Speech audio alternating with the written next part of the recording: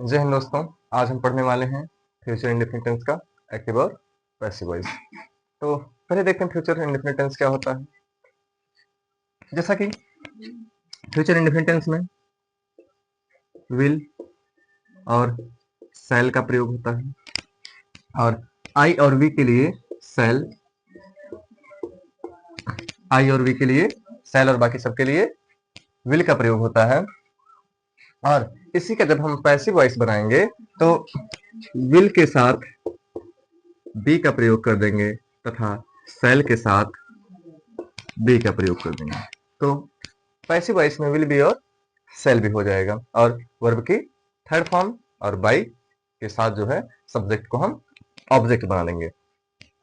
जैसा कि कुछ एग्जाम्पल के माध्यम से हम देख सकते हैं। लर्न द पोएम, ये है फ्यूचर इंडेफिनिट टेंस। ये future indefinite tense active voice भी होगा, लेकिन एक्टिव वॉइस की खासियत ये है कि उसमें ऑब्जेक्ट रहना चाहिए, जैसे कि इसमें ऑब्जेक्ट है द पोएम। देखिए, पैसिव वॉइस बनाते समय में सब्जेक्ट को ऑब्जेक्ट बनाना होता है और ऑब्जेक्ट को सब्जेक्ट बनाना होता है। तो द पोएम ये ऑब्जेक्ट बन गया सब्जेक्ट, और वी के लिए तो सेल का यूज होता है लेकिन पोएम के लिए विल का यूज होगा। और यहाँ पर हम लगा देंगे विल, और पैसिव बना रहे हैं इसलिए सिर्फ विल नहीं बल्कि विल बी का प्रयोग। द पोएम विल बी, और लर्न की third form learn by we का objective case us. The poem will be learn by us.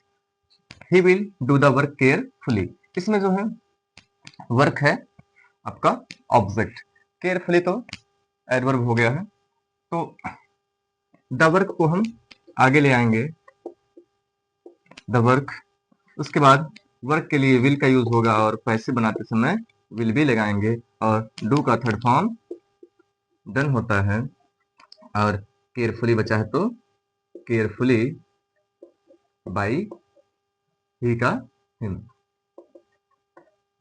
The work will be done carefully by him. I shall finish the work tomorrow. इसमें देखिए the work object है, the work को आगे लाएंगे, subject बनाएंगे the work, और यहाँ पर आई के लिए सेल यूज होता है लेकिन वर्क के लिए विल यूज होगा। The work will be, finish का थर्ड फॉर्म हो जाएगा फिनिश्ड, और टुमारो है तो टुमारो, और फिर बाई मी, आई का objective case me. The work will be finish tomorrow by me. He will not ring the bell, इसमें नॉट आया है, ध्यान रहे जिसमें हेल्पिंग वर्ब दो शब्द की होती है, नॉट जो है दोनों के बीच में लगाते हैं। देखिए बेल है तो पैसिव बनाते समय द बेल, और इसके लिए लगेगा विल, फिर नॉट, उसके बाद जो है बी का प्रयोग, विल और बी के बीच में नॉट का प्रयोग होगा, और रिंग का थर्ड फॉर्म रंग हो जाएगा रंग बाई ही का objective case him. The bell will not be rung by him. कुछ एग्जांपल और देखते हैं, इंट्रोगेटिव, नेगेटिव, और इस will he help the poor, interrogative है, यस या नो टाइप। इसमें हेल्पिंग वर्ब पहले है तो पैसिव बनाते समय भी हम हेल्पिंग वर्ब पहले लिखेंगे, लेकिन ध्यान ये रहे यदि पैसिव वॉइस में दो शब्द है तो केवल एक शब्द को हम पहले रखेंगे। तो इससे इसमें एक्टिव वॉइस में विल है, पैसिव वॉइस में विल भी होगा। तो ऑब्जेक्ट है द पुअर, और द पुअर के हिसाब से विल का ही यूज होगा। तो will the poor be, will the poor be. एक हेल्पिंग वर्ब का एक शब्द यहाँ आ गया, एक शब्द यहाँ आ गया, दोनों के बीच में हमने सब्जेक्ट को रख दिया।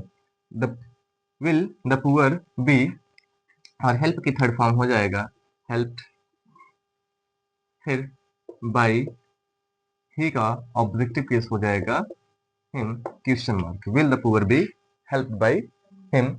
व्हेन विल यू पे द मनी, इसमें WH वर्ड पहले आ गया है तो हम सेम जो है WH वर्ड को पहले लिख देंगे, हो गया। और मनी के लिए यहाँ पर विल का यूज होगा और दो शब्द लगेगा, विल बी का यूज होगा तो बीच में हम द मनी का यूज कर देंगे। When will the money be और पे का थर्ड फॉर्म पेड हो जाएगा बाई, और यू का ऑब्जेक्टिव भी यू ही होता है, क्वेश्चन मार्क हम सिंपली यूज कर देंगे। Who will solve the question, ये वेन वाले शब्द हैं या अन्य प्रकार के WH टाइप जो हैं, वे तो WH वर्ड पहले आएंगे, लेकिन हु वाले में जो है थोड़ा रूल अलग लगेगा। हु को चेंज करते हैं बाई हुम में, इसलिए हम जो है यहाँ पर दो एग्जाम्पल लिए हैं। जैसे हु को चेंज किए बाई हुम में, बाई हुम, और द क्वेश्चन के लिए भी विल लगेगा, तो will the question be, by whom will the question be, और सॉल्व का हो जाएगा solve, SOLVE, question mark. By whom will the question be solve. Who will buy your car, तो यहाँ पर ऑब्जेक्ट है योर कार, पहले हम हु को चेंज कर लेंगे बाय हुम में, बाय हुम, और कार के योर कार के लिए हेल्पिंग वर्ब विल का यूज होगा, और उसके लिए फिर हम बीच में सब्जेक्ट को रख लेंगे। योर कार पूरा आएगा, सिर्फ कार नहीं बल्कि योर कार, बात किसकी हो रही है, योर कार पूरे की, तो योर कार डी, और बाई का हो जाएगा bought, by whom will your car be bought. इस प्रकार से आप, यदि आपको एक्टिव पैसिव एकदम शुरू से सीखना है तो आप हमारे चैनल पर जा करके एक्टिव और पैसिव वॉइस का पहला वीडियो देख सकते हैं, वहां पर बिल्कुल एकदम बेसिक से बताया गया है। और उसके बाद जो है पास्ट इंडेफिनिट का पैसिव वॉइस बनाएं, फिर जो है ये फ्यूचर इंडेफिनिट का पैसिव वॉइस था। धन्यवाद।